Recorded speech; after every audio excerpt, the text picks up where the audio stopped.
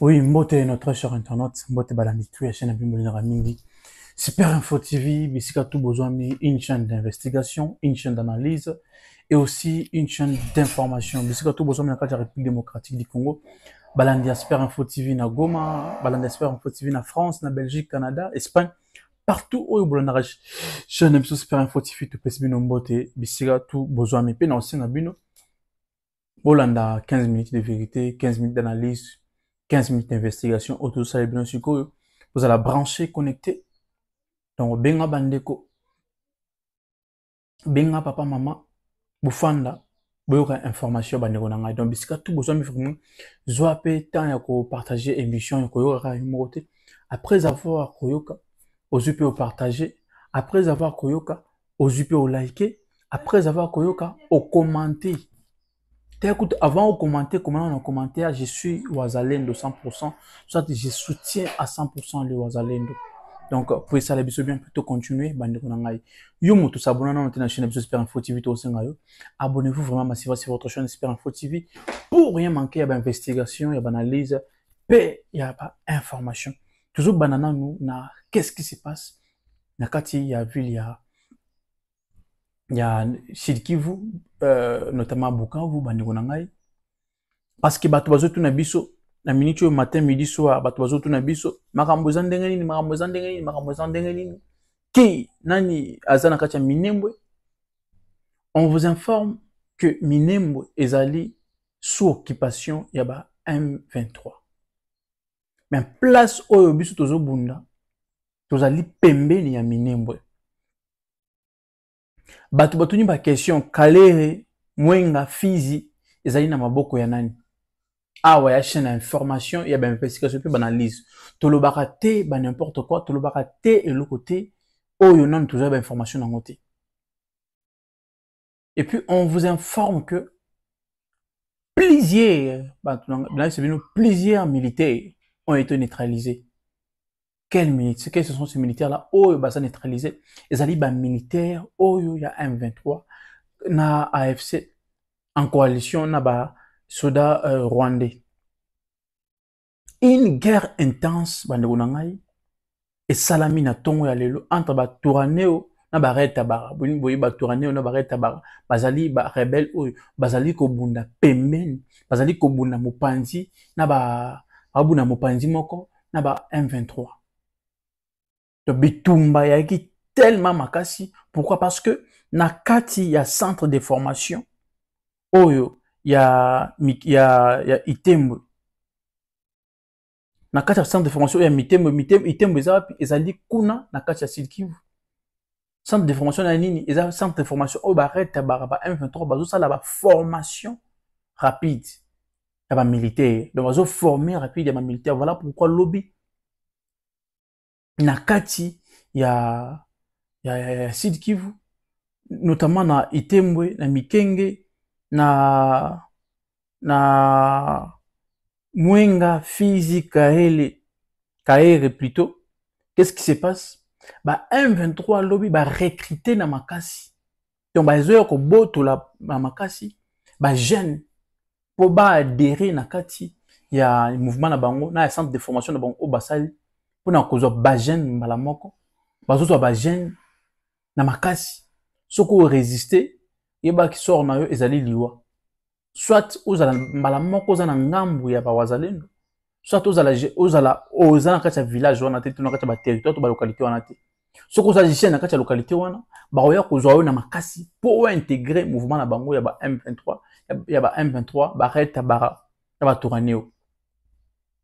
C'est ce qui s'est passé hier. Plusieurs jeunes ont été pris de force, ont été pris par force pour rejoindre leur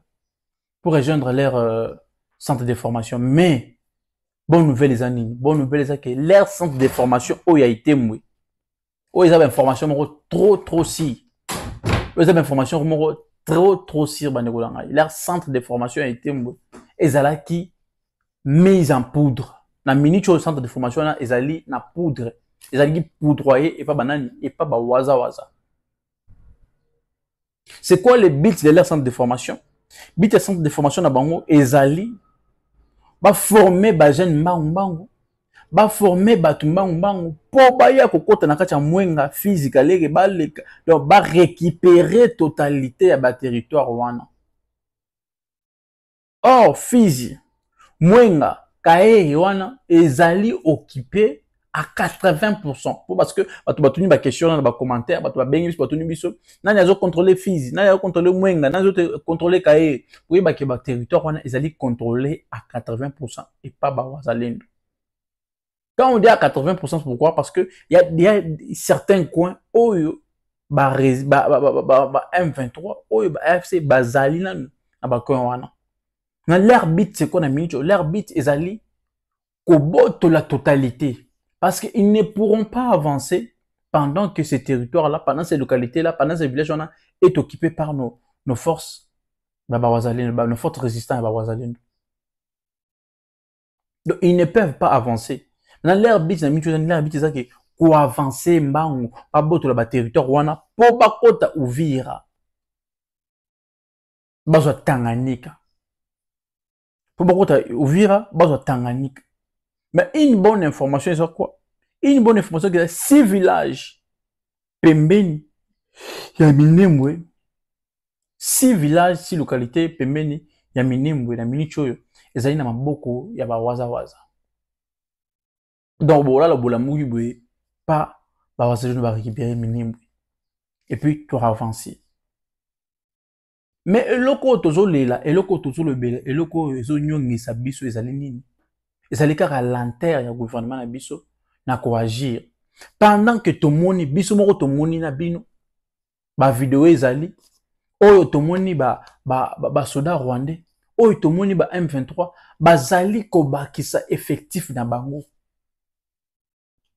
Bazali ko kotisa ba munition bazali ko sala ko zo basoda ba uti libanda bazoya basoda ba uti Rwanda bazoya to moni yango na miso na biso to zomona ngo matin midi soir il y a des vidéos yo ndeko yango oyo mutu mona kité ba vidéo ezali. Mais notre gouvernement c'est comme si ko matisa effectif ya ba M23 ko ya ba munition na bango. C'est comme si ils ont un avantage au gouvernement nabiso. Parce que jusque-là, malgré ma maramouton, le gouvernement nabiso reste silent. Le gouvernement nabiso est resté toujours silencieux. Je ne sais pas. Est-ce que Bazalina bâton magique, oh, il y a aussi une guerre au Est. Est-ce que Bazalina bâton magique, oh, il y a la mouissa bibembe ya ba Congolais, oh, bazoko fa matin, midi, soir. Est-ce que Bazalina bâton magique, ya ko guérir ba maman na biso bandeko na biso basi o bazo violer matin midi soir? Quelle stratégie au gouvernement na biso ezali ko bombela biso po biso yeba? Parce qu'on voit M23, on voit RDF matin midi soir ko ba qui c'est effectif tozo mona yango. Tant on bazo ba c'est effectif, ça veut dire quoi? Ça veut dire que nos wazalendo se battent bazo bunda bazo boma, bazo botola. Tout le monde qui récemment, il y a des jours, pour mon qui Arsenal Mobimba. Pour mon qui Arsenal Mobimba, il y a des munitions. Oh, il y a des botola qui ba M23. Ba kimi ba chipwa. Wazenu ba botola qui yango. Minimo boyebi ba vidéo wana on a YouTube les karaté. Oh, pour mon ba vidéo ndé bazu évacuer ba. Bon mon ndé ba to ba kufi, ndé bon ndé ba M23 ba kufi. Pourquoi le lobby na butu? Effectivement, tinaki effectivement nino ba soda msusu ba yangacha ba ko intervenir. Pour na nini ba bakse effectif, c'est parce que matin midi soir ba waza bazali ko sala musala na bango. Ya ko repousser bango, ya ko boto la ba localité, ya ko boma bango, ya ko boto la ba munitions. Mais qui fait le manœuvre? C'est notre gouvernement. Tout à la claire ba ngai. Concevoir par la face. Tobenga A, tobenga O, tobenga E. Donc tobenga le koyo na kombo na yango. Tout ça la analyse, o eza chaîne d'investigation, chaîne d'analyse, puis chaîne d'information. Toyebi sara bino tout boza ba politicien. Ozala oza docteur, oza politicien. Ezala oza musicien, oza politicien. Ezala oza pasteur, oza politicien. Tout le monde est politicien. Parce que la politique est en tout ce qu'on va faire. tout analyser sur eux makambo. Pourquoi chaque fois bawazelo bazo botola il faut kaka recul ba faire des soins reculer. On remarque ça plusieurs fois. Kigoma bazo ki yango et pas bawazalendo. Kavumu oyo de comment ki de maboko bawazelo pour ça qu'ils savent. Kaka mikolo oyo kavumu oyo et comment ki de maboko parce qu'il y a des gens oyo batu vous comprenez pas le bateau bazo commenter bateau ba commenter ming nazo le bateau ba commenter. Quand vous venez nous dire que non, bon des titres mususu, mais maramu mususu, bozo be maramu non, bande olanga. La guerre, toute information peut changer. Pendant la guerre. Pendant la guerre, beaucoup de la localité, après 20 minutes, on va votre binu yang lususu. Donc c'est pas à nous de yaouzabato lokota, non. Nous, on a donné l'information à l'ère où et Salemi. Toi, peut-être, tu as suivi cette information en retard. Ne fais pas nous condamner ou comme un commentaire que chaîne à bino chaîne à lokuta o bazwa kavumu ernini bazwa kigoma ernini bazwa ki walikale ernini pendant que bazwa ki yango bisto annoncé ba ko récupérer yango o pe so faute yana sens te na minute oyo ouvrir na Tanganyika ezali en danger. Heureusement que général ya kotumba zali wana. Mais, et ça la passe. Quant à l'action, on ne passe pas à l'action. On ne passe pas à l'action. Donc, qu'est-ce qui nous manque? Qu'est-ce qui manque à l'État congolais de passer en action? Est-ce qu'il y a un contrat, il y a un accord? Oh, le bas que ceux qui vont bon, c'est surtout agir, c'est ton dernier.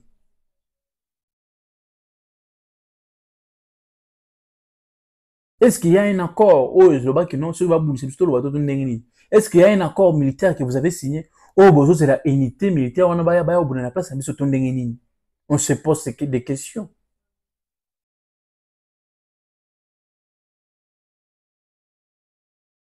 Parce qu'il y a des gens comme des Wazalendo, quelques FARDC, oh, ils vont perdre la vie matin, midi, soir. Oh, balik au bunda matin, midi, soir, pour nous reboter la territoire, pour nous reboter la localité, pour nous récupérer ma bénénios, oh, ils vont bazali ko konza la minute, oh. Mais à chaque fois, il y a toujours du recul. Il y a toujours du recul. Qu'est-ce qui se passe au juste? Est-ce que notre État congolais, vous allez, nakati ya marambo, boyebi marambo, vous allez kolekana, donc, tu comprendre le mot de Tisco. Vous comprendre, vous expliquer, vous avez la conférence de presse, vous expliquer, vous avez la question et il faut conférence, mon quoi, ça, les mains.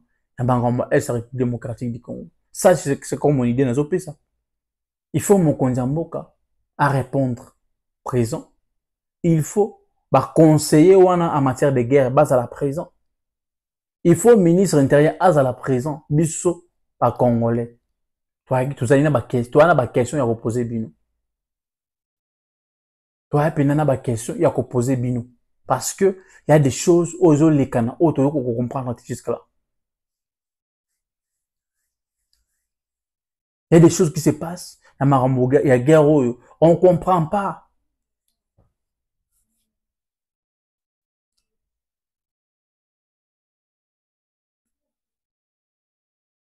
Jusque là, on n'arrive pas toujours à comprendre. Donc, ce qu'on avait à vous donner comme information aujourd'hui est que il y a vraiment Bitumba qui m'a cassé. Mais, wazalendo bomi centre de formation, tourné, on a arrêté, en coalition avec M23, AFC, Basalaki, wazalendo bomi yango, wazalendo botoli 6 villages dans ce territoire, pembeni, ya Minembwe, donc tous allez au bout de la minute, pembeni, ya Minembwe. Centre de formation des années Itembwe. Donc, Mikenge, Kokwabanya, na Zelambuma, bazali ba général, oya bazali no bazali kobunda, na kati ya Mwenga, Fizi na Kaleri, bazali général, bazali kobunda pembeni, ya ba FARDC na biso, vraiment coup de chapeau na ba général, oyo général Zelambuma, Zelambuma, général Kakubanya, général Mikenge, général Kakubanya plutôt, na général Zelambuma, te pesi bino vraiment coup de chapeau, te pesi coup de chapeau na ba wazali no nyonso bazali kobunda. et puis topesi force na baoyo bazala na kati ya mwenga fizi na kayeye bazobunda mpona kobatela mabele mpe mpe na koavance koprogresse na kati ya minembwe kobotola minembwe kokende kozwa kavumu kocontinue ti na kati ya goma mpona kobotola goma. Vraiment force na bino yo moto olanda biso koma na commentaire je suis wazalendo, je soutiens à 100% les wazalendo. Je suis wazalendo, je soutiens à 100% les wazalendo. Plusieurs militaires ont été tués parce que la guerre a été très très forte. Puis jusqu'à présent, ma tension est allée à Makasi, pembeni à la porte à Minembwe. Donc, bazali pena guerre ezali makasi pena la porte à Minembwe. Ba wazalendo ba biwa rotikate, ba wazalendo ba biwa rotire kaka, ba rosere tirete, bazo batela Fizi, bazo batela Kaenge, bazo batela Bakaye, bazo batela Mwenga. Bazali kaka wana ba biwa relâcheté jusqu'à ce que ba okota Minembwe. Voilà, c'est ce qui a causé la mort, bah neutraliser bah soldats et belé à bah M23, bah neutraliser bah soldats et belé à bah Red Tabara na bah Touraneo, bah neutraliser bah soldats et belé ya RDF bah ndonanga. Donc tout semblera tous à toujours unis sur aux informations au lingo passer information na ça la vidéo tinele biso numéro za la affiché wana sur aux informations passé tokolexa yango oyache na mutu nyonso yache na congolais nyonso wazali te makanisi ya kopesa obengi somoni ko osala video te osaleli biso voice soit tokomeli biso ekosala biso tellement bien. Donc abonnez-vous vraiment massivement sur votre chaîne Super Info TV pour rien manquer de nos investigations analyses. Aux gens pour ça osunga biso numéros affichés wana tona pour ça ba giga tona pour ça ba caméra tona pour ça ba caméra ba giga tona pour ça pinda il y a matériel pour tout travailler tellement bien. Et quant à moi, vraiment, je vous dis merci. Ciao et on se revoit à bientôt pour une nouvelle édition d'information. Bye.